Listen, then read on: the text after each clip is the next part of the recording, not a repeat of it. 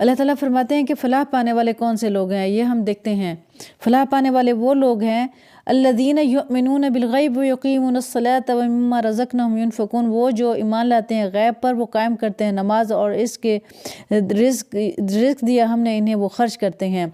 और वो जो ईमान लाते हैं इस पर जो नाजिल किया गया तरफ आपके और जो नाजिल किया गया आपसे पहले और आखिरत पे, और वो यकीन रखते हैं, यही लोग हैं हिदायत पर मिन रब्बी, अपने रब की तरफ से, उलाइक, और यही लोग हुमुल मुफ़लिहून, वो जो फलाह पाने वाले हैं। यानी नमाज कायम करते हैं और जो रिज़्क, जो भी नेमतें अल्लाह ताला ने अता फरमाई है उसको अल्लाह के रास्ते में खर्च करते हैं, अल्लाह के बंदों को भी देते हैं, ख़ुद भी इस्तेमाल करते हैं। आप पर ईमान लाते हैं और आप सल्लल्लाहु अलैहि वसल्लम से जो भी पहले अंबिया कराम आए और उनको जो भी अल्लाह ताला ने तालीमात दी थी उन पर, और जो भी हुक्म नाजिल किए थे उन पर भी ईमान लाते हैं। तो ऐसे तमाम लोग फलाह याफ्ता हैं, हिदायत याफ्ता हैं। तो देखना यह है कि हम वाकई हिदायत याफ्ता हैं, हिदायत की तरफ हैं या नहीं। अल्लाह ताला हमें अमल की तौफीक अता फरमाए। आमीन या रब्बुल आलमीन।